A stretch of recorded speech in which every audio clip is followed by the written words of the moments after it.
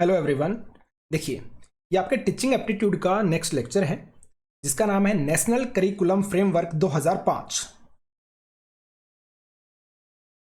यानी कि राष्ट्रीय पाठ्यचर्या। करिकुलम का मतलब होता है पाठ्यचर्या, फ्रेमवर्क यानी कि रूपरेखा 2005। देखिए, आपके सिलेबस के अंदर एक्चुअल में ये नहीं दे रखा कि एनसीएफ 2005 से पूछा जाएगा, और एक्चुअल में आपका 2023 एनसीएफ 2023 भी आपका आ चुका है, लेकिन सिलेबस में ये क्लियर नहीं दिया गया कि 2005 से क्वेश्चन पूछे जाएंगे या फिर 2023 से। तो इसलिए हम दोनों को ही देखेंगे, और आज के लेक्चर के अंदर हम एनसीएफ 2005 को क्लियर कर रहे हैं। ठीक है, तो अच्छे से आप लोग समझेंगे और एक एक डिटेल को बहुत अच्छे से आप देखेंगे। अब देखो, नेशनल करिकुलम फ्रेमवर्क। अब ये करिकुलम का मतलब होता है पाठ्यचर्या, और एक होता है आपका सिलेबस। ठीक है, जिसे हम पाठ्यक्रम बोलते हैं। हिंदी में अगर मैं सिलेबस की बात करूं तो जिसे हम पाठ्यक्रम बोलते हैं, तो दोनों में आप कंफ्यूज मत होना। पाठ्यचर्या जो होता है ना, पाठ्यचर्या का पार्ट होता है आपका पाठ्यक्रम। देखिए, इंग्लिश के अंदर अगर आपको मिलता है ना सिलेबस लिखा हुआ, तो आप कंफ्यूज नहीं होंगे, लेकिन यहां पे अगर मैं पाठ्यक्रम लिख देता तो कहीं ना कहीं पाठ्यचर्या और पाठ्यक्रम में आप कंफ्यूज हो जाते। तो दोनों के डिफरेंस के बारे में आपको पता होना चाहिए। पाठ्यचर्या एक बहुत बड़ी चीज है, आप ऐसा मान सकते हो, और पाठ्यक्रम क्या है? पाठ्यचर्या का एक हिस्सा है। इसको आप अच्छे से याद रखेंगे, ठीक है ना? क्योंकि पाठ्यचर्या में क्या है, पाठ्यचर्या के अंदर आपका सब कुछ आ गया, जिसमें आपकी स्टडी भी आ गई, आपकी जो एक्स्ट्रा करिकुलम जो आप एक्टिविटी करते हैं, कि पढ़ाई के साथ साथ खेल कूद गाना बजाना सब कुछ। जब एक बच्चा स्कूल में जाता है ना, तो सुबह से शाम तक वो स्कूल में रहता हुआ जो भी काम करता है, जो भी चीजें वो करता है, वो सभी उसके पाठ्यचर्या के अंतर्गत आती है। ठीक है, तो जो नेशनल करिकुलम फ्रेमवर्क 2005 है ना, ये कंप्लीटली बच्चे के बारे में बात करेगा। कौन कौन सी चीजें हमें ध्यान में रखनी चाहिए, किस तरह से बच्चे को पढ़ाना चाहिए, हमारा जो स्कूल का एनवायरनमेंट है वो कैसा होना चाहिए, शिक्षकों के बारे में ये बात करेगा। ठीक है, तो इसमें हम एकदम डिटेल चीजों को देखने वाले हैं, एकदम छोटी छोटी चीजों को हम अच्छे से समझेंगे। तो आप आराम से चीजों को देखना सुनना, और जो भी चीज आपको समझ में नहीं आए तो बार बार इस वीडियो को आप देखेंगे। तो चलिए स्टार्ट करते हैं। एनसीएफ 2005 यानी पाठ्यचर्या की जो रूपरेखा है, एक दस्तावेज है। दस्तावेज का मतलब एक डॉक्यूमेंट है। क्या है? एक डॉक्यूमेंट है जो बात करता है कि बच्चे को क्या और किस तरह से पढ़ाना चाहिए। देखिए, जैसा कि आप सभी को पता है, हर किसी का पढ़ाने का अपना अपना तरीका होता है। ठीक है, या जैसे जो बच्चे हैं वो भी अलग अलग तरीके से सीखते हैं। कोई देख के सीखता है ज्यादा, कोई सुन के ज्यादा अच्छे से सीख पाता है। किसी को आप विजुअल तरीके से क्लास में अगर समझाते हो, डायग्राम वगैरह दिखा के, तब ज्यादा अच्छे से सीखते हैं। ठीक है, कुछ बच्चे ऐसे होते हैं जो लिखकर ही अच्छे तरीके से याद कर पाते हैं। इनकी हर बच्चे की अपनी अपनी कैपेबिलिटी होती है कि वो किस तरीके से सीखता है। तो जो एनसीएफ 2005 है वो इसी बारे में बात करता है कि बच्चे को क्या और किस तरह से पढ़ाना चाहिए ताकि वो ज्यादा अच्छे से चीजों को सीख पाए। तो एनसीएफ 2005 किसके बारे में बात करेगा कि बच्चों को क्या और किस तरीके से पढ़ाना चाहिए। ठीक है, अब बात करते हैं एनसीएफ का प्रकाशन, यानी इसको पब्लिश कौन करता है। तो एनसीएफ का प्रकाशन एनसीईआरटी न्यू दिल्ली के द्वारा किया जाता है, याद रखेंगे आप। और अब तक एनसीएफ के 4 प्रारूप आपके आ चुके हैं, और एक्चुअल में 4 नहीं, अब तो 5 हो गए हैं। 2023 भी एनसीएफ 2023 भी आपका आ चुका है, तो इसके बारे में भी हम बाद में देखने वाले हैं। इससे पहले कौन कौन से? 1975 के अंदर आपका आया था, 1988 में आया था, 2000 के अंदर, और आपका 2005 में। तो हम 2005 को देखने वाले हैं आज के लेक्चर में। देन उसके बाद हम एनसीएफ 2023 को भी देखेंगे। ठीक है, तो चलिए समझते हैं 2005 के बारे में।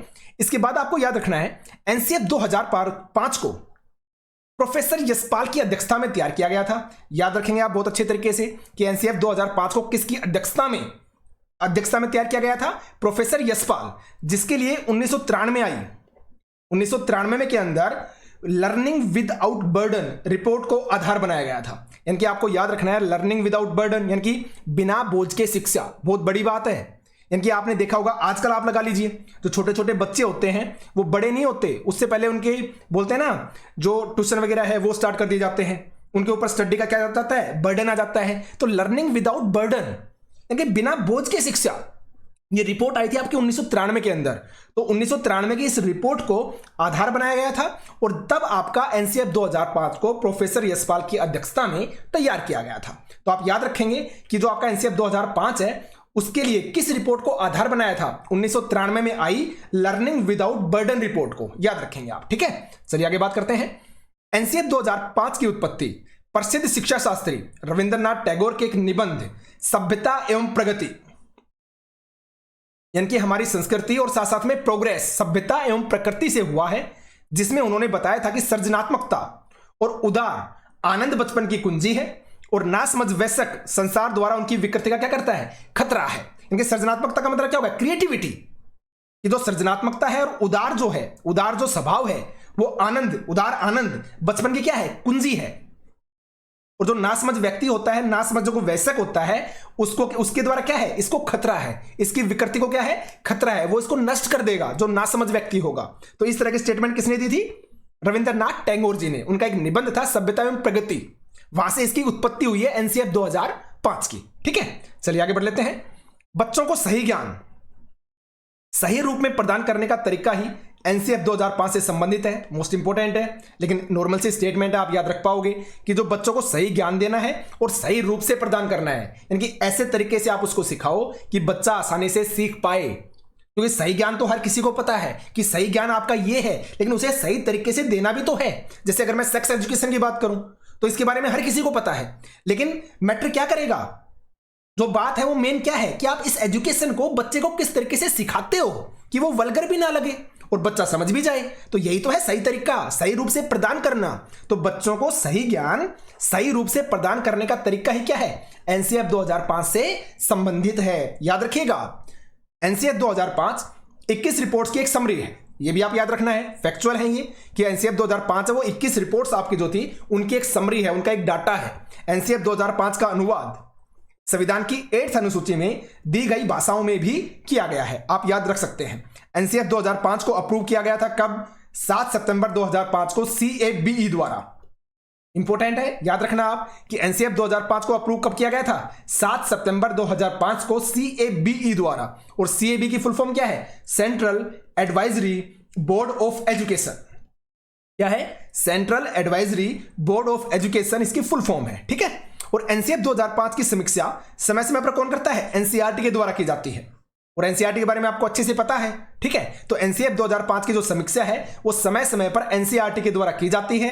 और किसने अप्रूव किया था, 7 सितंबर 2005 को CABE के द्वारा, central advisory board of education के द्वारा। ठीक है, आगे बात कर लेते हैं। एनसीएफ एक विजन डॉक्यूमेंट है या विजनरी डॉक्यूमेंट है। अब विजन का मतलब क्या है, यानी कि दूर की सोचने वाला। एनसीएफ जो है, नेशनल करिकुलम फ्रेमवर्क जो है, वो पास की नहीं सोचता, वो प्रेजेंट चीजों के बारे में नहीं सोचता, वो लंबी सोचता है, वो दूर की सोचता है, जिसके लिए 5 सिद्धांतों को आधारभूत बिंदु बनाया गया है। अब ये 5 बिंदु कौन कौन से हैं, 5 सिद्धांत कौन कौन से हैं, इनको आपको अच्छे से याद रखना है, इंपॉर्टेंट है। ठीक है, सबसे पहली बात कि ज्ञान को स्कूल के बाहरी जीवन से जोड़ा जाए। अच्छा, मुझे एक बात बताइए, जब एक बच्चा स्कूल में आता है, बाद में उसे बड़ा होने के बाद, पढ़ने के बाद लाइफ तो उसे बाहर जाके ही जीनी है, उसे बाहर की दुनिया में ही जीना है। तो आप ज्ञान जो है ना, ज्ञान को स्कूल के बाहरी जीवन से जोड़िए। यानी कहने का मतलब क्या है कि बच्चों की जो बाहर की जो प्रॉब्लम्स होती है ना, जब आप बच्चे को कोई भी सब्जेक्ट पढ़ा रहे हो ना, तो उनकी बाहर की जो लाइफ है उनसे रिलेटेड प्रॉब्लम्स को आप एग्जाम्पल के रूप में लीजिए, ताकि बच्चा अच्छे से कनेक्ट कर पाए। बच्चे को यह लगे कि हाँ, ये प्रॉब्लम तो मैं घर पे फेस करता था और यहां पे टीचर इसी चीज को वो समझा रहे हैं, यही तो वो प्रॉब्लम है जो मुझे नहीं समझ में आ रही थी। तो जब आप बच्चों की बाहर की प्रॉब्लम्स को अंदर जोड़ेंगे ना, कक्षा में जोड़ेंगे ना, तो बच्चा अच्छे तरीके से करेक्ट कर पाएगा, उसका रुचि बढ़ेगी। ठीक है, वो ज्यादा इंटरेस्ट लेके चीजों को पढ़ेगा। तो ज्ञान को स्कूल के बाहरी जीवन से क्या किया जाए, जोड़ा जाए, क्योंकि एक्चुअल में तो उसे बाहर में ही रहना है बाद में। ठीक है ना, तो जब ज्ञान को स्कूल के बाहरी जीवन से जोड़ोगे तो बच्चा ज्यादा इंटरेस्ट के साथ चीजों को पढ़ पाएगा। पढ़ाई को रटन प्रणाली से मुक्त किया जाए, बिल्कुल बात सही बात है, नो रोट लर्निंग, यानी कि रटवाना नहीं है, चीजों को समझिए, क्रिएटिविटी लाइए कि बच्चा क्रिएटिव बने। ठीक है, यानी कि चीजों को खुद से क्रिएट कर पाए। ठीक है, रटवाना नहीं है चीजों को। आगे बात करिए, करिकुलम पुस्तक केंद्रित न रह जाए। देखिए, सब कुछ पुस्तक ही नहीं होती है, ये बात आप लोगों को समझनी पड़ेगी। ठीक है, आप आज एग्जाम देते हैं, जैसे मान लो आप टीचर बनने वाले हैं, आज आप एग्जाम देते हैं, जैसे आपने सीटेट का एग्जाम दिया, आप पेडागोजी का एग्जाम देते हैं, इसमें टीचिंग एप्टीट्यूड आएगा आपके चंडीगढ़ पीआरटी के अंदर। ठीक है, अब इसमें अगर आप देखते हो तो नॉर्मल सी बात है, काफी क्वेश्चंस आपको अप्लाइड मिलेंगे। अब अप्लाइड का मतलब क्या होता है कि आपके नॉर्मल थिंकिंग के ऊपर बेस्ड। जैसे कि मैं आपसे क्वेश्चन पूछता हूं कि कोई बच्चा क्लास में क्या कर रहा है, शरारत कर रहा है। मान लो कोई स्टूडेंट है, वो क्या कर रहा है, क्लास के अंदर शरारत कर रहा है, तो आप क्या करोगे? और मैंने आपको 4 ऑप्शन दिए कि बच्चे को आप क्या करोगे, डांट लगाओगे, बच्चे को क्लास से बाहर भेज दोगे, बच्चे को प्रिंसिपल के ऑफिस में भेज दोगे या फिर बच्चे को आप कक्षा में आगे बैठाओगे ताकि वो ज्यादा कंसंट्रेट करके चीजों को देख सके, उसे शरारत करने का मौका ना मिले। तो कौन सा ऑप्शन सही होगा? ऑप्शन नंबर 4 होगा। अब ये बात कोई किताब में लिखी हुई थोड़ी ना मिलेगी। ये क्या है? ये आपके पुस्तक केंद्रित नहीं है, ये आपके नॉर्मल नॉलेज है जो आपको पता होनी चाहिए। ठीक है, तो करिकुलम पुस्तक केंद्रित आपका नहीं होना चाहिए। समझ में आ रही है ना बात आपको? नेक्स्ट है, कक्षा कक्ष को गतिविधियों से जोड़ा जाए और परीक्षाओं को अधिक लचीला बना जाए। अब देखिए, गतिविधियों से जोड़ा जाने का मतलब क्या हो गया कि आप प्रैक्टिकल चीजों से समझाइए। बोलते हैं ना, खेल खेल में शिक्षा। ठीक है, बच्चों को आप प्रैक्टिकल चीजें दिखाइए, कोई एक्टिविटी के द्वारा चीजों को समझाइए, तो उससे बच्चे ज्यादा आसानी से समझ पाएंगे। ठीक है, तो कक्षा कक्ष को गतिविधियों से जोड़िए, एक्टिविटीज से जोड़िए आप, और परीक्षा को क्या बनाइए? अधिक लचीला बनाइए। अब आप सोचोगे सर इनको याद कैसे रखें? पर नॉर्मल सी बात है, जितनी भी पॉजिटिव चीज है ना वो सारी आपकी शामिल हो जाएंगी। ठीक है, 2 से 3 बार आप इनको रिवाइज करना, 100% आपको याद रहेंगे। ठीक है, और क्या करना है? परीक्षाओं को अधिक लचीला बनाना है, यानी फिक्स्डनेस नहीं होनी चाहिए। मैं आप एक एग्जांपल के थ्रू समझाता हूं आपको। जैसे आप मान लो गांव में कोई बच्चा पढ़ता है, ठीक है, और आज उसका एग्जाम होना था, आज ही उसका एग्जाम होना था, कहां पे? स्कूल के अंदर। लेकिन उसके घर के ऊपर मान लो घर में कोई दुर्घटना हो गई, बच्चे के घर में कोई एक्सपायर हो गया, ठीक है, उसके दादाजी एक्सपायर हो गए, कोई भी लगा लीजिए आप, कोई ऐसी दुर्घटना हो गई कि बच्चा स्कूल में नहीं आ सकता, वो एग्जाम नहीं दे सकता। तो ऐसा नहीं होना चाहिए कि बच्चे को क्या कर दिया? फेल कर दिया। नहीं, आप उसे मौका दीजिए, क्योंकि उसकी जेन्युइन प्रॉब्लम है, वो आज नहीं तो कल एग्जाम दे पाएगा। तो परीक्षाओं को आप अधिक लचीला बनाइए। ठीक है, और कक्षा कक्षा क्या करिए? गतिविधियों से जोड़िए। आप कभी भी फिक्स्ड रूल बना के मत रखिए।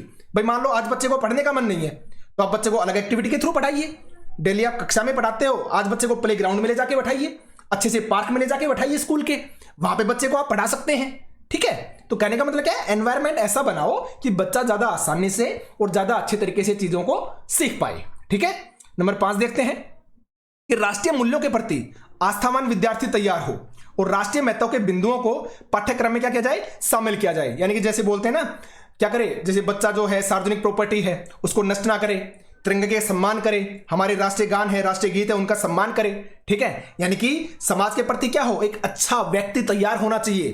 तो राष्ट्रीय मूल्यों के प्रति आस्थावान विद्यार्थी तैयार होना चाहिए और राष्ट्रीय महत्व के जो भी बिंदु हैं, जो भी काम की चीजें हैं, उनको आप पाठ्यक्रम में शामिल कीजिए, ताकि बच्चे का उनके प्रति क्या बने? सम्मान बने। ठीक है, तो आप इन 5 चीजों को अच्छे से याद रखोगे। जो 5 सिद्धांत थे एक विजन डॉक्यूमेंट के, ठीक है, एनसीएफ 2005 के।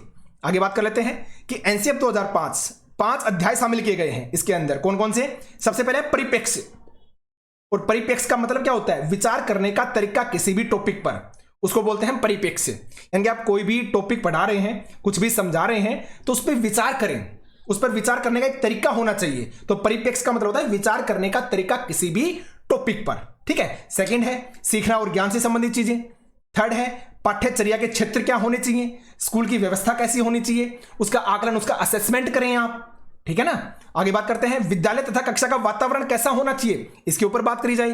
और संस्थागत सुधार, यानी जहां जहां पर चीजों में सुधार करने की जरूरत है उसमें क्या किया जाए? सुधार किए जाए। तो ये 5 अध्याय जो हैं वो एनसीएफ 2005 के अंदर आपके शामिल किए गए थे, आपको अच्छे से याद रखना है। मैं फिर से रिपीट कर देता हूं, परिप्रेक्ष्य विचार करने का तरीका किसी भी टॉपिक पर, सीखना और ज्ञान, पाठ्यचर्या के क्षेत्र, स्कूल की व्यवस्था व आकलन, विद्यालय और कक्षा का वातावरण और संस्थागत सुधार। अब आगे बात करते हैं, जो एनसीएफ 2005 है वो शिक्षण अधिगम की 5 विधियों पर जोर देता है। एनसीएफ 2005 जो है वो शिक्षण अधिगम की 5 विधियों पर जोर देता है। 5 जो रूल हैं, 5 जो तरीके हैं, उन पे ज्यादा फोकस करता है कि बच्चों को किस तरीके से सिखाया जाए। देखिए, सबसे पहले है लर्निंग बाय डूइंग। जैसे हमारे साथ होता है ना, लैब के अंदर हम जाके प्रैक्टिकल चीजों को सीखते हैं। कोई भी इंस्ट्रूमेंट है उसको अपने हाथों से हम चला के देखते हैं। कोई भी जब हम काम कर रहे हैं कि अपने हाथों से करके सीखना, इससे बच्चा ज्यादा समय तक चीजों को याद रख पाएगा। जब प्रैक्टिकल खुद से करके देखेगा तो ज्यादा अच्छे तरीके से सीख पाएगा। तो सबसे पहले ये है। सेकंड है निरीक्षण करके सीखना, इनकी इंस्पेक्शन मेथड आपका होता है सेकंड में। थर्ड में आता है परीक्षण करके सीखना, यानी असेसमेंट टेस्ट। ठीक है ना, असेसमेंट टेस्ट के द्वारा। उसके बाद आता है आपका सामूहिक विधि, कोलैबोरेटिव मेथड। सामूहिक विधि का मतलब हो गया कि आप है ना समूह में पढ़ाइए बच्चे को, समूह में। इससे क्या होगा, क्योंकि जो पढ़ाई आपकी होती है, जो स्टडी होती है ना, वो एक सोशल प्रोसेस है। बच्चा कैसे सीखता है? समाज में रह के ही तो सीखता है ना। और समाज में रहना वो कब सीखेगा? जब वो नॉर्मल सी बात है, स्टार्टिंग में आप उसे हैबिट डालोगे। तो आप सामूहिक विधि का यूज कीजिए बच्चे को पढ़ाते समय, यानी कि एक ग्रुप में बैठाइए बच्चों को और ग्रुप में बच्चे एक दूसरे के साथ डिस्कशन करें, तो सामूहिक विधि के द्वारा, कोलैबोरेटिव मेथड के द्वारा आप बच्चों को सिखाएंगे। नेक्स्ट आपका मिश्रित मेथड, मिश्रित विधि, ठीक है, जिसे हम मिक्स्ड मेथड बोलते हैं। तो ये पांचों की पांचों जो विधियां हैं वो आपको अच्छे से याद रखनी है। लर्निंग बाय डूइंग हो गया, इंस्पेक्शन मेथड हो गया, असेसमेंट या टेस्ट हो गए, कोलैबोरेटिव मेथड आपका हो गया और आपका मिक्स्ड मेथड हो गया, ठीक है। ये सारी की सारी चीजें आपको अच्छे से याद रखनी है। आगे बढ़ लेते हैं। अब देखिए, इनमें ये चीजें हैं, सारी की सारी पॉजिटिव चीजें हैं, आप आसानी से याद भी रख सकते हैं। इसमें बात करता है कि एनसीएफ 2005 में शामिल या फिर एनसीएफ 2005 के सुझाव कौन कौन से हैं। इनको आप अच्छे से याद रख पाओगे, सारी ही पॉजिटिव चीजें हैं, तो याद रखना भी आसान है, ठीक है। देखो, पर्यावरणीय शिक्षा को महत्वपूर्ण मानता है और नवीन शिक्षण विधियों पर बल देता है। यानी कि जो एनसीएफ 2005 है वो पर्यावरण की शिक्षा, एनवायरमेंटल नॉलेज, ठीक है, या एनवायरमेंटल एजुकेशन, इसको महत्वपूर्ण मानता है। क्यों? ताकि बच्चे पर्यावरण के बारे में समझें, चीजों को नुकसान न पहुंचाएं, पेड़ पौधों को नुकसान नहीं पहुंचाएं। तो जो पर्यावरणीय जो शिक्षा है ना, हमारा जो पर्यावरण है, वातावरण है, उसके बारे में बच्चे को नॉलेज होनी चाहिए। और नवीन शिक्षण विधियों पर बल देता है कि नए नए तरीके से आप बच्चे को सिखाइए। हमेशा एक ही तरीके का यांत्रिक मेथड्स का यूज मत कीजिए। यांत्रिक मेथड का मतलब हर बार सेम तरीके से मत सिखाइए, नई नई जो शिक्षण विधियां हैं उन पर आप बल दीजिए। और जो एनसीएफ 2005 है वो 2 सूत्रों पर बल देता है, सीखने के 2 सूत्रों पर। सबसे पहले ज्ञात से अज्ञात और दूसरा है मूर्त से अमूर्त। अब ये ज्ञात से अज्ञात क्या होता है? ज्ञात से अज्ञात, देखिए ज्ञात से अज्ञात का मतलब यह है कि पहले आप उस चीज को सिखाइए जो आपके सामने है। सामने का मतलब होगा ज्ञात है, जो आपको पता है, ठीक है। और उसके बाद, यानी कहने का मतलब क्या हो गया, आप दूसरे एग्जांपल के थ्रू समझिए। जैसे नॉर्मल सी बात है, आप आज 7th क्लास में हो और कल आप 8th क्लास के अंदर हो गए, तो नॉर्मल सी बात है, आपने 7th क्लास में जो भी चीज पढ़ी थी वो आपको ज्ञात है, आपको पता है। तो आप पहले वो चीज बच्चे को बताइए जिसके बारे में वो जानता है, और उसके बाद उसको धीरे धीरे आप अज्ञात की तरफ लेके जाइए, यानी जो उसके लिए नहीं है, जो उसको नहीं पता।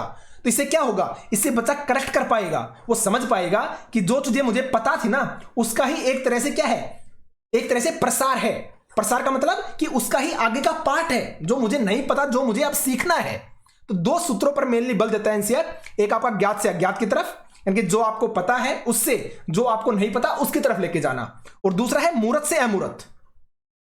अब ये मूर्त से अमूर्त क्या होता है? मूर्त का मतलब ये होता है जो चीज आपके सामने हो, और अमूर्त का मतलब हो गया कि आपको इमेजिन करने पर जोर दे रहा है। अब नॉर्मल सी बात है, एक छोटा बच्चा है, स्टार्टिंग में तो वो इमेजिन नहीं कर पाएगा चीजों को। जैसे आपने बच्चे को समझाया कि एक बहुत बड़ा, हमारे सामने एक बहुत बड़ा पार्क बना हुआ था, उस पार्क में ऐसी चीजें चल रही थी, ऐसे काम वहां पे किए जा रहे थे। तो एक तो आप क्या करोगे, मूर्त। मूर्त का मतलब आप उस बच्चे को उस पार्क के अंदर लेके जाइए, उस फैक्ट्री के अंदर जो बच्चे को आप दिखाना चाहते हो, समझाना चाहते हो, वहां पे लेके जाइए। तो वो तो हो गया मूर्त, यानी जो बच्चे को दिखे। और दूसरा होता है अमूर्त। अमूर्त का मतलब यह है कि बच्चा इमेजिन करने में एक्सपर्ट हो जाए। जैसे मानते हैं ना मैथमेटिक्स के अंदर कि माना कि ये वर्ग है, माना कि ये आयत है, इस तरीके से मान के क्वेश्चन को करते हैं ना, तो वो वाली चीजें हैं। तो आप बच्चे को मूर्त से अमूर्त की तरफ लेके जाओगे, यानी पहले जो बच्चे के सामने है उसको एक्सप्लोर कीजिए, देन जो बच्चे के सामने नहीं है, अमूर्त है, उसको आप एक्सप्लोर कीजिए, ठीक है। तो 2 सूत्रों पर मेनली बल देता है, ज्ञात से अज्ञात की तरफ और आपका मूर्त से अमूर्त की तरफ। इसको आप अच्छे से याद रखोगे। आगे बात करता है कि करके सीखने पर बल देगा। ये हम पहले भी पढ़ चुके हैं 5 वीडियो के अंदर कि लर्निंग बाय डूइंग, इससे बच्चा ज्यादा आसानी से सीख पाएगा। क्रियात्मक अनुसंधान पर, इनके एक्सपेरिमेंट के ऊपर, रिसर्च के ऊपर मेनली फोकस देता है, ताकि बच्चे रिसर्च करें, चीजों को अच्छे तरीके से अपने हाथ से करके सीख पाए। संरचनावादी यानी कि निर्मितवादी, यानी कि कंस्ट्रक्टिविज्म या कंस्ट्रक्टिविस्ट अवधारणा पर बल देता है। अब एक कंस्ट्रक्टिविस्ट का मतलब क्या होता है, यानी कि बच्चे कुछ नई नई चीजें बनाएं, निर्मित करें, क्रिएटिविटी दिखाएं। तो इस अवधारणा पर बल देता है एनसीएफ 2005। उसके बाद आगे बात करता है समस्या समाधान विधि पर। अब समस्या समाधान विधि का मतलब क्या है भाई, एक्चुअल में देखो, बच्चे के सामने प्रॉब्लम आएगी, तो प्रॉब्लम का मतलब क्या है कि जब वो शिक्षा तो तभी काम आएगी ना जब बच्चा उस प्रॉब्लम का सॉल्यूशन कर पाएगा, है ना। तो समस्या समाधान विधि पर जोर देता है एनसीएफ 2005, यानी कि बच्चे को प्रॉब्लम सोल्व करनी आनी चाहिए। उसके लाइफ में जब भी कोई प्रॉब्लम आए तो उस प्रॉब्लम को वो सोल्व कर सके, उसका समाधान निकाल सके। तो समस्या समाधान विधि पर जोर देता है आपका एनसीएफ 2005। और लचीले पाठ्यक्रम पर, ये मैं पहले भी आपको बता चुका हूं कि लचीले पाठ्यक्रम पर जोर देता है। अब जैसे आपकी बार हुआ था ना, जब आपका कोरोना आया था, तो कोरोना आने के बाद से जो आपका पाठ्यक्रम है, जो सिलेबस है, एनसीईआरटी का कम कर दिया। क्यों कम कर दिया? क्योंकि नॉर्मल सी बात है, क्लासेस नहीं लग पाई। अब एग्जाम के अंदर अगर वो फिक्स्ड रखते सेम सिलेबस को, तो बच्चे कवर नहीं कर पाते और उनके ऊपर ज्यादा बर्डन भी बढ़ता। इसलिए क्या होना चाहिए, लचीला पाठ्यक्रम होना चाहिए कि आप सिलेबस को कम कर दीजिए, ठीक है ना, ताकि बच्चा अच्छे से कवर कर सके और अच्छे से चीजों को समझ भी सके। ठीक है, तो पाठ्यक्रम कैसा होना चाहिए, आपका लचीला होना चाहिए। ठीक है, आगे बात करते हैं। शिक्षक एज ए फैसिलिटेटर यानी कि सहायक के रूप में होगा।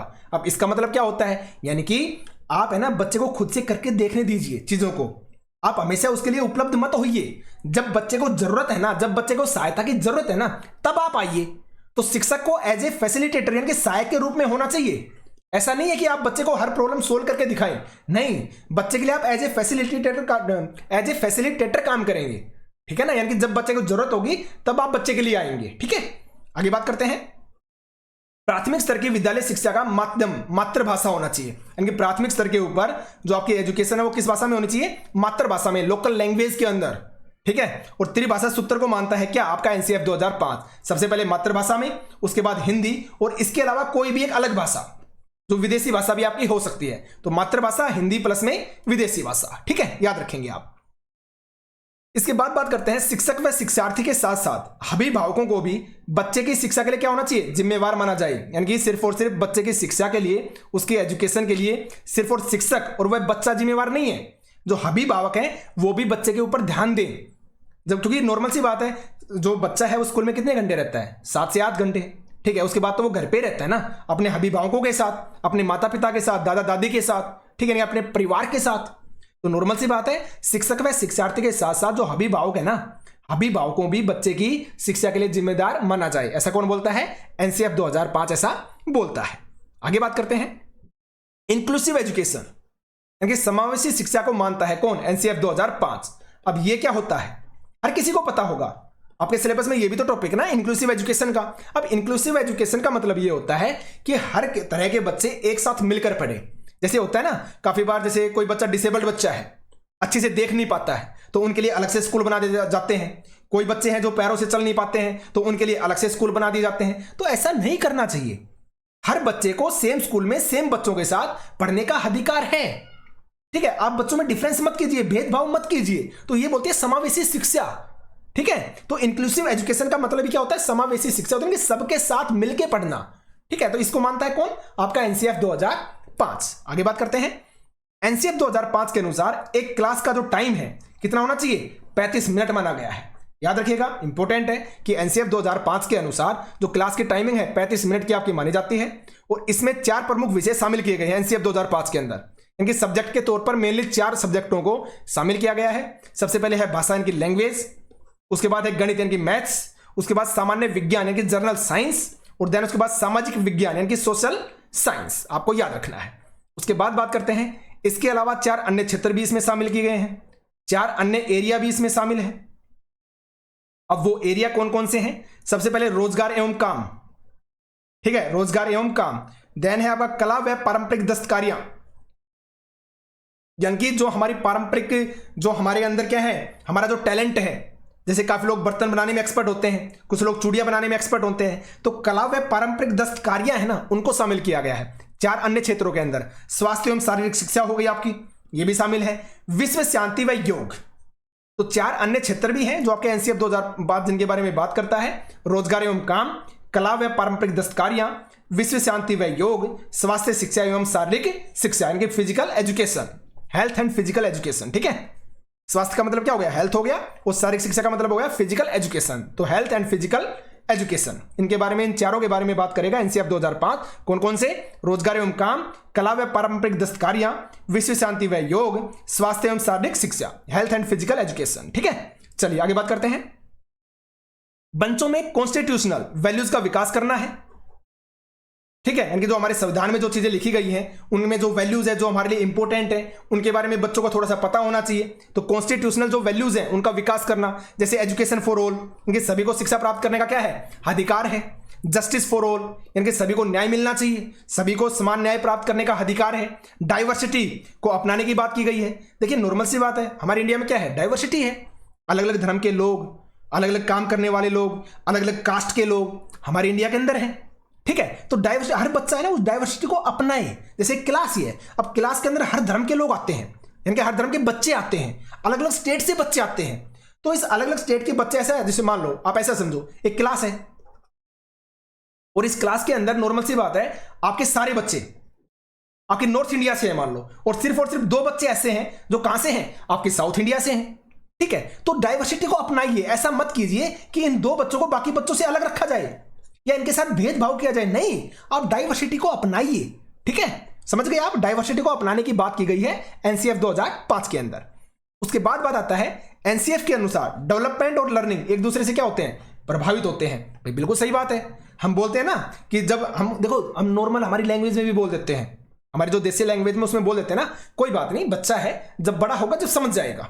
अब बड़े होने का मतलब क्या है, जब उसका विकास होगा, जब उसका मानसिक विकास होगा। ठीक है, तो जो डेवलपमेंट है ना और जो लर्निंग है वो एक दूसरे से प्रभावित होते हैं। ठीक है, याद रखेंगे आप। एनसीएफ 2005 बच्चे के सर्वांगीण विकास यानी कि होलिस्टिक डेवलपमेंट पर फोकस करता है। अब ये होलिस्टिक डेवलपमेंट क्या होता है, तो देखिए, आपने सुना होगा या आपने देखा भी होगा कि कुछ बच्चे जो है ना वो पढ़ाई के अंदर बहुत अच्छे होते हैं, यानी कि बुक्स को पढ़ने में, चीजों को रटने में, यानी कि एग्जाम में वो 99% लेके आ जाएंगे, वो 100% तक लेके आ जाएंगे। लेकिन वो जो एक्स्ट्रा करिकुलम जो एक्टिविटी है उनमें अच्छे नहीं होते, यानी कि वो बॉडी से अगर आप उनको फिजिकली देखते हो तो बहुत कमजोर मिलेंगे। ठीक है, या सिर्फ और सिर्फ 24 घंटे पढ़ने वाले ही बच्चे ऐसे होते हैं। ठीक है, तो यानी कि होलिस्टिक डेवलपमेंट का मतलब ये हो गया कि सिर्फ और सिर्फ किताबी नहीं, साथ में फिजिकली तौर पे भी, खेल कूद के अंदर भी, गाने बजाने में भी बच्चा हर तरीके से क्या होना चाहिए, अच्छा होना चाहिए, उसका सर्वांगीण विकास होना चाहिए। जैसे कि एग्जांपल के थ्रू आप समझ लीजिए, मान लो कोई बच्चा क्या है, पढ़ाई में बहुत अच्छा है, तो पढ़ाई में अगर अच्छा है तो उसका एग्जाम हुआ तो एग्जाम में वो बुक्स को बहुत अच्छे से रट सकता है, बहुत अच्छे से पढ़ सकता है, तो एग्जाम में तो बहुत अच्छे नंबर लेके आ जाएगा। लेकिन उसके बाद उसका इंटरव्यू हुआ, उस एग्जाम में पहले तो एग्जाम क्रैक कर लिया, अब एग्जाम के बाद उस पोस्ट के लिए मान लो उसका इंटरव्यू हुआ। अब इंटरव्यू में क्या होता है, नॉर्मल सी बात है, सामने वाला क्या करता है, सामने वाले से कनेक्ट होना पड़ता है। ठीक है, तो ये हैबिट क्या करेगी, उसे कहीं ना कहीं खराब कर देगी, वो नहीं कर पाएगा सामने वाले से कांटेक्ट, सही तरीके से उसके सवालों का जवाब नहीं दे पाएगा। क्यों, उसे बुक्स पढ़ने का शौक है, उसने एग्जाम को क्रैक बहुत अच्छे नंबर से कर लिया, लेकिन इंटरव्यू में वो बहुत अच्छा नहीं कर पाया कि उसका होलिस्टिक डेवलपमेंट नहीं हुआ था। तो सर्वांगीण विकास का मतलब यही है कि बच्चे को सिर्फ और सिर्फ बुक्स नहीं, उसकी एक्स्ट्रा करिकुलम जो एक्टिविटी है उसमें भी वो बहुत अच्छा होना चाहिए या ठीक ठाक होना चाहिए, खेल कूद में, गाने बजाने में, इन सब चीजों में। ठीक है, तो आप समझ गए होंगे। आगे बात करते हैं। एनसीएफ 2005 कहता है कि हमें हर इंफॉर्मेशन को नॉलेज समझने से बचना चाहिए। भाई देखिए, इंफॉर्मेशन, अब इंफॉर्मेशन का मतलब क्या होता है कि मैंने आपको बता दिया कि जो एनसीएफ 2005 है 21 रिपोर्ट की समरी है। अब एक बात बताइए, इंफॉर्मेशन है या फिर नॉलेज है? ये इंफॉर्मेशन है जो मैंने आपको दी है, ये फैक्ट है। तो हर इंफॉर्मेशन को नॉलेज समझने से बचना चाहिए। नॉलेज का मतलब क्या है, नॉलेज का मतलब ये है कि आप उस चीज को समझ के उसके बारे में अपनी तरफ से और अच्छे से एक्सप्लेन कर पाए और अच्छे से उसको बता पाए, वो होती है नॉलेज। इंफॉर्मेशन क्या होता है, जो चीज मैंने बताई एज इट इज आपने यूं की यूं बोल दी, तो वो क्या मिलेगी आपको, इंफॉर्मेशन मिलेगी। तो हर एक इंफॉर्मेशन को नॉलेज नहीं समझना चाहिए, यानी कि सार्थक तरीके से पढ़ना चाहिए। इस तरीके से पढ़ना चाहिए कि आप उस इंफॉर्मेशन को, उस नॉलेज को ग्रहण करके अपने वे में उस चीज को एक्सप्लेन भी कर पाए, दूसरों तक पहुंचा भी पाए। ठीक है, समझ गए बात। अब आगे बात करते हैं। एनसीएफ 2005 लर्नर को एक्टिव मानता है, यानी कि बच्चे को एक्टिव मानता है। ठीक है ना, यानी बच्चा ज्ञान को सिर्फ चुपचाप ग्रहण नहीं करता, वह एक्टिव है, वह चीजों को करके सीखता है, लर्निंग बाय डूइंग सीखता है। तो आपको याद सिर्फ इतना रखना है कि एनसीएफ 2005 लर्नर को एक्टिव मानता है। ठीक है, समझ गए बात। आगे बात करते हैं। उसके बाद आपका आता है कोलैबोरेटिव। कोलैबोरेटिव के बारे में मैंने बताया था, सामूहिक, जैसे आप एक ग्रुप स्टडी हो गई। तो कोलैबोरेटिव, कोऑपरेटिव लर्निंग का मतलब होता है सहयोगात्मक या एक दूसरे की हेल्प करके। ठीक है, तो कोऑपरेटिव लर्निंग की बात करता है एनसीएफ 2005, क्योंकि यह मानता है कि लर्निंग क्या है, एक सोशल एक्टिविटी है। हम समाज में रह के ही सीखते हैं, बच्चे भी समाज में रहकर ही सीखेंगे। तो अगर वो समाज में रह के सीख रही हैं तो कैसे सीखेंगे, एक दूसरे के सहयोग से सीखेंगे। सामूहिक जब रीडिंग करेंगे, टीचिंग करेंगे, स्टडी करेंगे, तब वो एक दूसरे से सीखेंगे। जैसे होता है ना क्लास के अंदर, जो आपस में दो बच्चे बैठे हुए एक दूसरे के साथ डिस्कशन कर रहे हैं किसी भी क्वेश्चन के ऊपर, तो क्या कर रहे हैं, वो कोऑपरेटिव लर्निंग कर रहे हैं।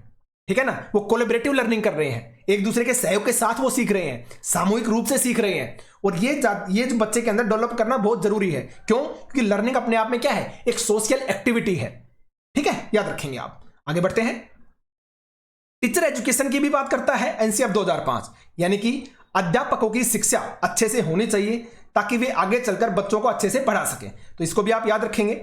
इंपॉर्टेंट है कि आपका जो एनसीएफ 2005 है वो किसके बारे में, आपकी जो टीचर एजुकेशन है उसके बारे में भी बात करता है कि टीचर को भी अच्छी नॉलेज होनी चाहिए ताकि वो बच्चों को ज्यादा अच्छे से समझा सके, ज्यादा अच्छे से पढ़ा सके। ठीक है, आगे बात करते हैं। एनसीएफ 2005 के अनुसार चाइल्ड सेंटर्ड एजुकेशन या लर्निंग होनी चाहिए। ये चीज तो बहुत ईजी है, हम हमेशा पढ़ते भी हैं भाई चाइल्ड सेंटर्ड, क्योंकि बच्चे को ही तो सिखाना है। तो हर चीज कैसी होनी चाहिए, आपकी चाइल्ड सेंटर्ड होनी चाहिए। विषयों को आपस में जोड़कर पढ़ाना है, यानी कि जिसको बोलते हैं इंटरडिसिप्लिनरी। इंटरडिसिप्लिनरी का मतलब रहता है कि आप विषयों को आपस में जोड़ के पढ़ाइए। जैसे हम मैथमेटिक्स पढ़ा रहे हैं, तो मैथमेटिक्स में क्या होती है, लैंग्वेज ही तो होती है ना। और लैंग्वेज क्या है, लैंग्वेज भी हमारा एक सब्जेक्ट होता है। तो आप विषयों को आपस में जोड़ के पढ़ाइए। आप मान लो सोशल साइंस पढ़ा रहे हो, तो वहां पे आप मैथमेटिक्स का यूज कीजिए। ठीक है, आप मैथमेटिक्स पढ़ा रहे हो तो वहां पे आप कोई स्टोरी बताइए, स्टोरी बना के बताइए। उससे क्या होगा, स्टोरी में लैंग्वेज होती है, तो जो भाषा है भाषा का विकास होगा। ठीक है ना, तो विषयों को आपस में आप जोड़ के पढ़ाइए, इंटरडिसिप्लिनरी पढ़ाइए आप। ठीक है, आगे बढ़ते हैं। एनसीएफ 2005 ने समाज पर भी जोर दिया। हमने बात की ना सोशल एक्टिविटी है, तो समाज पे तो जोर देगा एनसीएफ 2005। जैसे कि बच्चों के घर और स्कूल की जिंदगी को जोड़कर पढ़ाना। बिल्कुल, ये बात हमने स्टार्टिंग में भी की थी ना, कि अगर आप बच्चे की डेली लाइफ से जुड़े एग्जाम्पल्स को उठाएंगे, अगर आप बच्चे की जो डेली प्रॉब्लम्स हैं जिंदगी के, उनसे जुड़ी हुई समस्याओं को एग्जाम्पल के तौर पे लेंगे आप क्लास में, तो बच्चा ज्यादा इंटरेस्ट दिखाएगा। ठीक है, आपने कोई मान लो ऐसी एग्जाम्पल लिया जो घर पे बच्चा उसको फेस कर रहा है, उस प्रॉब्लम को फेस कर रहा है, तो बच्चे को क्या लगेगा, अरे हाँ ये चीज तो मैं घर पे फेस कर रहा था, ये चीज तो मुझे समझ में नहीं आ रही थी। तो बच्चा इंटरेस्ट दिखाएगा उस एजुकेशन के अंदर। तो इसलिए बोलते हैं बच्चों की घर और स्कूल की जो जिंदगी है ना, उसको आपस में आप जोड़ के पढ़ाइए। ठीक है, बाहर के लोगों को भी स्कूल से जोड़ा जाए, क्योंकि बच्चे बाहर से ही स्कूल में आ रहे हैं, जिससे जो कमियां होंगी वो भी पता चलेंगी। ठीक है, स्कूल में बिल्डिंग, वाटर एटसेट्रा, मीन्स जो रिसोर्सेज है ना, जो संसाधन है, उनके सही समय पर उपलब्ध होने चाहिए। इसलिए यह काम पंचायत राज सिस्टम को सौंपने की बात की गई है। मोस्ट इंपोर्टेंट है, याद रखिएगा आप। जो आपके रिसोर्सेज हैं उनको सही समय पर उपलब्ध करवाने के लिए, उपलब्ध सही समय पर हो सकें, तो इसके लिए क्या करना चाहिए, जो ये काम है ना, ये काम पंचायती राज सिस्टम को सौंपने की बात की गई है। अब एक बात बताइए मुझे, हर गांव के अंदर पंचायत होती है। अब आपके स्कूल के अंदर मान लो बिल्डिंग अचानक से गिर गई या बिल्डिंग बहुत ही खराब हो रही है, तो इसके लिए आप क्या करोगे भाई, अगर पंचायत के पास यह हक होगा तो गांव का कोई भी व्यक्ति, स्कूल का कोई भी टीचर पंचायत या सरपंच के पास जाएगा, उसको बता देगा कि भाई ऐसे ऐसे जो स्कूल की बिल्डिंग है ना वो खराब हो रखी है, कभी भी गिर सकती है, आप उसको सही करवाइए। और एक ऐसा क्या हो कि पंचायती राज के सिस्टम के पास ये काम ना होने की बजाय मान लो स्टेट लेवल पे किसी को दे रखा है, तो क्या होगा, हमें अलग से लेटर वगैरह लिखने पड़ेंगे, उन तक बात पहुंचेगी, फिर वापस रिप्लाई आएगा, तब जाकर कहीं काम स्टार्ट होगा। हो सकता है उतने समय में बिल्डिंग गिर भी जाए। ठीक है, तो जल्दी समय पर, सही समय पर चीजें उपलब्ध हो सकें, इसलिए जो इस तरीके के काम है ना, वो पंचायती राज सिस्टम को सौंपने की बात करता है। कौन, आपका एनसीएफ 2005। ये बात भी आप अच्छे से याद रखेंगे। इसके बाद बोला गया है कि एनसीएफ 2005 के अनुसार जो स्कूल करिकुलम है ना, उसमें फ्लेक्सिबिलिटी होनी चाहिए। ठीक है, स्कूल पाठ्यचर्या, जैसे एग्जाम्पल के थ्रू समझिए, आप एक टीचर हो, आप क्लास में गए, ठीक है, और आज मान लो शनिवार का दिन है, तो आप जैसे ही क्लास में गए तो बच्चे ने बोला कि सर आज हमारा ना मैथमेटिक्स पढ़ने का बिल्कुल मन नहीं है, सर हम मैथमेटिक्स को नहीं पढ़ना चाहते हैं। तो आप ऐसे फिक्स होकर मत जाइए, नहीं मैं तो मैथमेटिक्स ही पढ़ाऊंगा, हमें सिलेबस टाइम पे ऊपर खत्म करना है और आपको पढ़ना पड़ेगा। इस तरीके से मत कीजिए, आप फ्लेक्सिबल बनिए। अगर बच्चों का पढ़ने का मूड नहीं है तो नॉर्मल सी बात है, आप पढ़ाइए, लेकिन ऐसे तरीके से पढ़ाइए कि बच्चों को पता भी ना चले कि वो मैथमेटिक्स को पढ़ रहे हैं। जैसे कि आपने बोर्ड के ऊपर क्या करवा दिया, कुछ पजल दे दिए मैथमेटिक्स से रिलेटेड, रीजनिंग से रिलेटेड, उनके बारे में आप बताने लग गए, तो बच्चे को इंटरेस्ट भी आ जाएगा। आप खेल खेल में बच्चे को पढ़ा भी रहे हैं और उन्होंने पढ़ भी लिया और उनका इंटरेस्ट भी बन गया। लेकिन आप फिक्स मत होइए कि हाँ मुझे पढ़ाना है मतलब पढ़ाना है। ठीक है, क्योंकि चाइल्ड सेंटर्ड एजुकेशन है। अगर बच्चे पढ़ना ही नहीं चाहेंगे तो कैसे पढ़ा पाओगे, उनके दिमाग में चीजें तो जाएंगी नहीं। तो एनसीएफ 2005 के अनुसार जो स्कूल करिकुलम है, जो पाठ्यचर्या है, उसमें फ्लेक्सिबिलिटी होनी चाहिए। ठीक है, और स्कूल में वोकेशनल एजुकेशन होनी चाहिए। अब ये क्या होती है, वोकेशनल एजुकेशन का मतलब होता है व्यावसायिक शिक्षा। व्यावसायिक शिक्षा का मतलब ये होता है कि एक सब्जेक्ट या एक सिस्टम ऐसा होना चाहिए, एक सब्जेक्ट ऐसा होना चाहिए जो बच्चे की बाहर की प्रैक्टिकल लाइफ के अंदर उसके काम आए, उसका व्यवसाय का रूप बन जाए, यानी कि उसको खाने कमाने में उसकी हेल्प करे। तो स्कूल के अंदर हमें वोकेशनल एजुकेशन होनी चाहिए, व्यावसायिक शिक्षा होनी चाहिए कि कल उस सब्जेक्ट का यूज, उस नॉलेज का यूज बच्चा जब स्कूल से बाहर निकले और जब कमाने की बात आए, अपना जीवन यापन करने की बात आए, तो उसका वो यूज कर सके। ठीक है, तो स्कूल में क्या होनी चाहिए, आपकी व्यावसायिक शिक्षा होनी चाहिए। यहां पे भाई SCHOOL आएगा। ठीक है, ये छोटी छोटी मिस्टेक है, इनको मत देखना भैया आप। ठीक है, चलिए आगे बढ़ते हैं।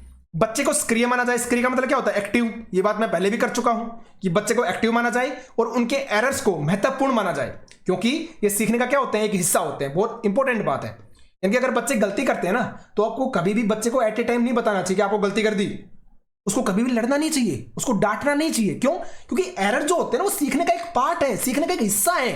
जब बच्चे करेंगे तभी तो गलती करेंगे, और गलती करेंगे तो आप उन गलतियों को बाद में सुधारिए, एट ए टाइम मत सुधारिए। बच्चे को मौका दीजिए कि वो खुद से उसको सुधारने का प्रयास करे, ठीक है? तो बच्चे को सक्रिय माना जाए और उनके जो एरर्स है ना, जो गलतियां हैं, उनको महत्वपूर्ण माना जाए, ठीक है? धीरे धीरे में उनके में क्या करना चाहिए? सुधार करना चाहिए, क्योंकि ये सीखने की प्रक्रिया में क्या होते हैं? एक हिस्सा होते हैं, ठीक है? कभी भी बच्चों को डांटिए मत। सीखने में यांत्रिकता नहीं होनी चाहिए। अभी यांत्रिकता का मतलब क्या हो, मैंने आगे लिख रखा है क्लियरली कि यानी कि ये बार बार एक ही काम को नहीं करना है, क्योंकि बच्चा इससे क्या होगा? बच्चा इससे बोर हो जाएगा।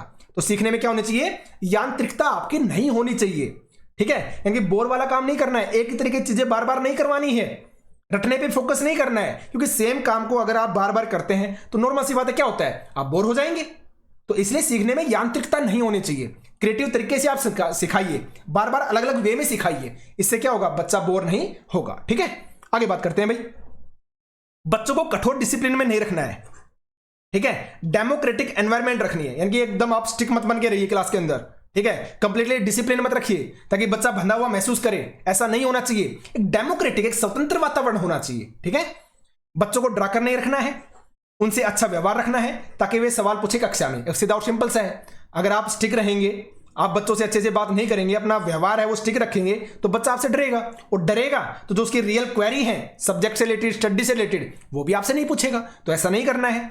बच्चे की local language, culture, caste, religion, सभी को सम्मान देना चाहिए, ठीक है? ये नॉर्मल सी बात है, शिक्षक के बारे में बताई गई है कि बच्चे की जो लोकल लैंग्वेज है, जो उसकी मातृभाषा है, उसको सम्मान दीजिए आप, उसकी संस्कृति है उसको सम्मान दीजिए आप, कास्ट है, उसकी जो जाति है उसको सम्मान दीजिए, उसका जो धर्म है उसको सम्मान दीजिए, ठीक है? बहुभाषिकता को एक संसाधन के रूप में माना जाए, इसे समस्या नहीं समझना चाहिए, ठीक है? बहुभाषिकता का मतलब क्या होता है? मल्टीलिंगुअलिज्म, यानी कि एक कक्षा के अंदर बहुत से अलग अलग राज्यों से बच्चे आते हैं, सबकी भाषा भी अलग अलग हो सकती है, तो उसे कभी भी आप एक प्रॉब्लम, एक समस्या मत बनने दीजिए, उसे एक संसाधन के रूप में यूज कीजिए। जैसे कि एक एग्जाम्पल भी आपका एनसीईआरटी के अंदर जो आप बोलते हैं ना, नल, जिसे चापाकल भी बोला जाता है, तो एक लैंग्वेज में चापाकल बोलते हैं, एक लैंग्वेज हम क्या बोलते हैं? नल का नल बोल देते हैं, ठीक है ना? जिसे हम पानी निकालते हैं ना, वो वाला। तो बच्चों को आप बताइए, क्योंकि नल हम हमारी तरफ बोल देते हैं, साउथ में चापाकल बोलते हैं, ठीक है? तो मैंने आप एक एग्जांपल के थ्रू मैं आपको समझा रहा हूं, तो आप है ना ऐसे तरीकों का यूज कीजिए ताकि बच्चे, बाकी बच्चों को भी पता चले कि नल को ही चापाकल बोला जाता है, ठीक है? लैंग्वेज स्किल्स को महत्वपूर्ण माना जाए।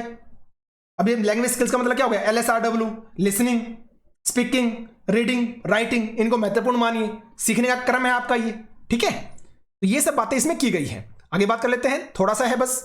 पनिशमेंट एंड रिवार्ड को देने से बचना है, यानी कि ना ही बच्चे को पनिशमेंट देनी है और ना ही बच्चे को रिवार्ड देना, ये सब चीजें देने से बचना है, क्योंकि पनिशमेंट मिलेगी तो बच्चा बिल्कुल भी नहीं सीखेगा।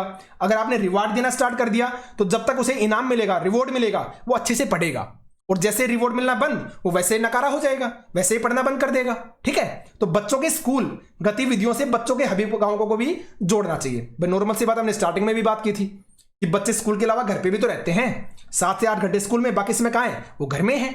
तो जो बच्चों की स्कूल की गतिविधियां हैं, उनसे आप अभिभावकों को भी जोड़िए ताकि आप अभिभावकों से मिल सके और आपको बच्चे की जो कमियां हैं उनके बारे में पता लग सके, ठीक है? सब कुछ पुस्तक ही नहीं है, पुस्तकों से आगे बढ़कर सोचना है, ये चीज मैं आपको स्टार्टिंग में बता चुका हूं, ठीक है? बच्चों के स्तर व योग्यता के अनुसार पाठ्यक्रम का निर्धारण करना चाहिए। अब आप मुझे खुद बताइए, एक 7th या 8th क्लास का बच्चा है, उसको आप 10th या 12th क्लास की चीजें थोड़ी ना पढ़ा पाओगे।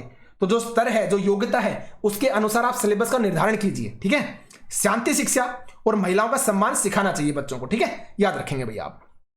उसके बाद लास्ट में आपका आता है कि एनसीईआरटी 2005 के अनुसार पाठ्यक्रम निर्माण के सिद्धांत क्या होने चाहिए। यानी जब आप सिलेबस को बनाते हैं, उसका निर्माण करते हैं, उसको आप बनाते हैं, उसको क्रिएट करते हैं, ठीक है? जब आप उसको लिखते हैं तो क्या सिद्धांत आप यूज होने चाहिए? सबसे पहला है बाल केंद्रित होना चाहिए, यानी कि चाइल्ड सेंटर्ड होना चाहिए, यानी कि जो भी चीज आप बना रहे हो ना, बच्चे के अनुसार सोच के बनानी है, उसके स्तर के अनुसार आप सोचिए कि बच्चा इस चीज को समझ पाएगा या नहीं समझ पाएगा। यानी कि आप 8th क्लास के बच्चे को 10th या 12th क्लास की चीजें नहीं पढ़ा सकते हो, तो वो बाल केंद्रित हो, चाइल्ड सेंटर्ड हो। उपयोगिता का सिद्धांत, यानी कि वो यूजफुल होना चाहिए, यानी कि बच्चे को ऐसा नहीं लगना चाहिए कि जो चीज मैं पढ़ रहा हूं ना, ये तो वेस्ट है, ये तो मेरे कहीं काम ही नहीं आनी है, ठीक है? तो आप ऐसा सिलेबस बनाइए, ऐसी चीजें क्रिएट कीजिए जो बच्चे को ये लगे कि हाँ ये मेरे लिए यूजफुल है।